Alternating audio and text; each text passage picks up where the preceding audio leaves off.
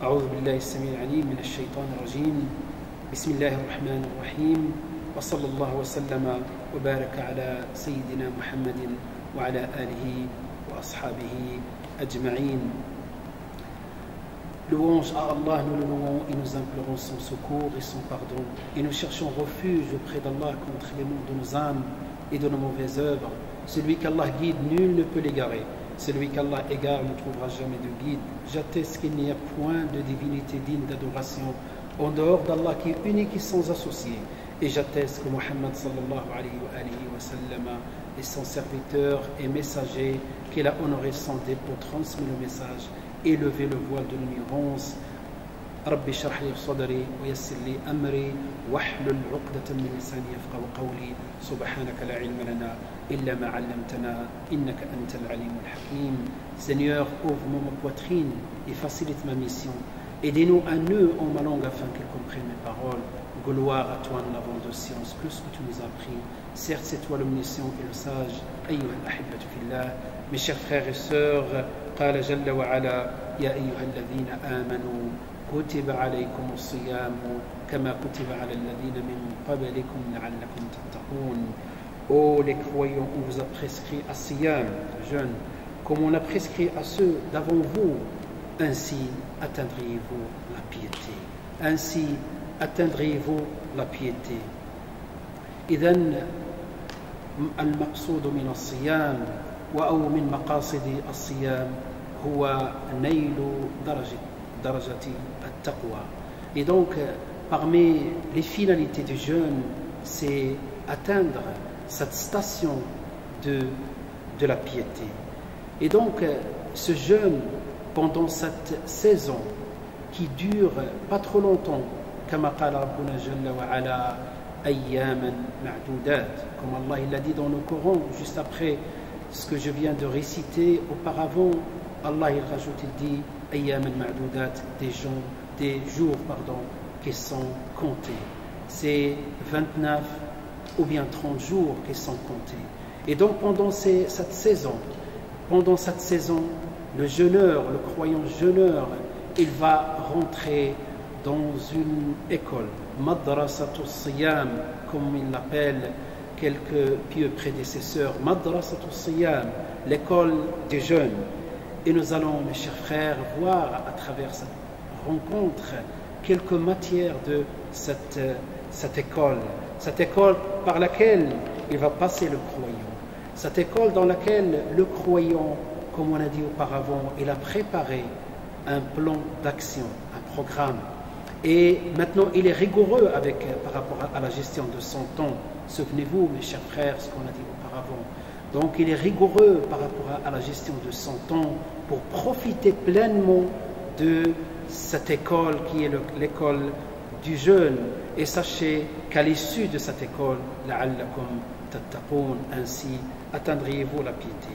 فهذه المدرسة أيها الأحبة في الله لها مواد ولها من الأعمال التي هي من الجانب الروحي والجانب الاجتماعي. Donc cette école, elle a des matières dans lesquelles le croyant, le jeûneur, il va pratiquer, il va étudier, il va subir un enseignement à partir de ces matières. Il y a des matières qui sont d'ordre spirituel, d'autres social et d'autres qu'on va voir incha'Allah ta'ala. فأول هذه المواد, la première matière qui va apprendre, qui va suivre le jeûneur, وهي مادة الإخلاص, la pureté dans la sincérité,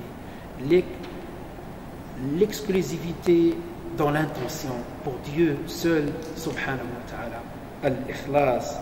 وجاء في حديث رواه الإمام البخاري والإمام مسلم وهو حديث قدسي, كما يقول ربنا جل وعلا كل عمل ابن آدم له الحسنة بعشر أمثالها إلى 700 ضعف إلا الصيام فإنه لي وأنا أجزي به. إنه يدع أو يترك طعامه وشرابه وشهوته من أجلي. لذلك الصيام كما ذكر الله عز وجل في هذا الحديث القدسي أن الصيام له. لماذا؟ لأن الصائم يدع شهوته وطعامه وشرابه لله رب العالمين. Et donc, dans ce hadith qui met en évidence ce que le jeûneur peut tirer de cette école, on a dit la première chose, la sincérité.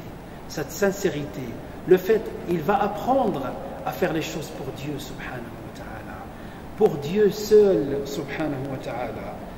Le hadith, c'est un hadith qudsi dans lequel Allah dit, et le hadith qudsi, c'est le prophète sallallahu alayhi wa sallam qui raconte avec son style les paroles, l'origine des paroles, c'est des paroles divines. Tout acte du fils d'Adam lui appartient à l'exception du jeûne qui m'appartient. Or, soulignons un point qui est important, tout acte appartient au serviteur, parce que le serviteur il peut les faire, mais il se peut qu'il le fait pour lui-même, à l'exception du jeûne. Lorsqu'on jeûne, ce jeûne il appartient à Dieu subhanahu wa ta'ala. Pourquoi? Entre parenthèses, parce qu'on peut se cacher et manger, et pourtant on n'ose pas le faire. Donc il appartient à Dieu subhanahu wa ta'ala. Et c'est moi qui accorde sa récompense, la suite du hadith. C'est Allah qui accorde la récompense, car le serviteur jeûneur abandonne pour moi sa nourriture et son désir. Donc il abandonne tout ça pour Dieu subhanahu wa ta'ala. Et comme on a dit, il peut faire des choses en cachette. Et pourtant, voilà, à partir de cette pratique du jeûne, il va reproduire la même méthode dans d'autres arts cultuels. Voilà ce qui va bénéficier, voilà ce qui va tirer le jeûneur pendant le mois du Ramadan, c'est qu'il va apprendre la sincérité. Donc voilà la première matière, le premier point. ثانيا المادة الثانية ودائما في الجانب الروحاني التقوى. تحدثنا عن التقوى، والتقوى كما قال عمر بن عبد العزيز أرسل رسالة إلى أحد ولائه، أحد الولاة الذين يقومون بولاية بعض المدن أو بعض الأمصار الإسلامية، فقال عليك بتقوى الله التي لا يقبل الله غيرها ولا يرحم إلا أهلها ولا يثيب إلا عليها، فإن القائلين بها كثير والعاملين بها قليل. القائلين بها كثير منا من يدعي التقوى ويدعو إلى التقوى ولكن الذين يعملون بها قليل. Et Omar ibn Abdul Aziz, le calife Umayyad, et pour certains savants, on le surnomme le cinquième calife bien guidé, malgré qu'il n'était pas dans l'ordre chronologique des quatre califes, les premiers quatre califes bien guidés, il a été surnommé le cinquième calife bien guidé par rapport à sa gestion et par rapport à sa rigueur et par rapport à sa piété. Donc il a écrit un message qui est court à un de ses gouverneurs qui est loin, lui a dit « Alayka bi taqwallah » crains Dieu subhanahu wa ta'ala, ayez la piété, lui a dit « ayez la piété » car c'est la seule chose par laquelle Allah subhanahu wa ta'ala va faire miséricorde. Et c'est la seule chose qu'Allah accepte, c'est par la voie de la piété. لذلك يقول إنما يتقبل الله من المتقين. C'est Allah qui le dit dans le Coran. Certes, Allah n'accepte que de la part des pieux. إنما يتقبل الله من المتقين. Et ensuite il rajoute, il lui dit فإن القائلين بها كثير. Ceux qui la prétendent et ceux qui la prononcent, ils sont nombreux. Par contre, ceux qui la misent en pratique, ils sont peu, ils sont moins nombreux. فإن العاملين بها كثير إن القائلين بها كثير والعاملين بها قليل. لذلك الله عز وجل يقول ولقد وصينا الذين أوتوا الكتاب من قبلكم وإياكم أن اتقوا الله. Et Allah subhanahu wa ta'ala envoie ce message, et le même message qu'il a envoyé aux communautés qui nous ont précédés. Il a dit subhanahu wa ta'ala craignez Allah, ou bien ayez la piété, craignez Allah. Voilà ce que nous avons enjoint à ceux auxquels avons-vous le livre fut donné tout comme à vous-même. Voilà ce que Allah subhanahu wa ta'ala a révélé à toutes les communautés. Et ce qu'il a révélé à nous-mêmes, c'est أن اتقوا الله خني الله سبحانه وتعالى. هذه هي المادة الأولى،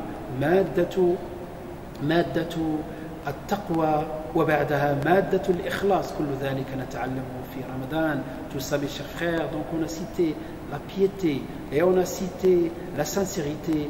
Toutes ces choses-là, on va apprendre, Inch'Allah, à les mettre en pratique pendant le jeûne du mois du Ramadan. المادة الثالثة من المواد الروحانية وهي علاقتنا بالقرآن. Et la troisième matière qui est la lecture du Coran. La lecture du Coran, qu'on va lui consacrer, Inch'Allah, une séance la prochaine fois. فالله الحليم الكريم أسأل أن يتقبل صيامنا وصلاتنا وأن يجعلنا من الذين يستمعون القول فيتبعون أحسنه. أقول قولي هذا وأستغفر الله لي ولكم فاستغفروه والحمد لله رب العالمين.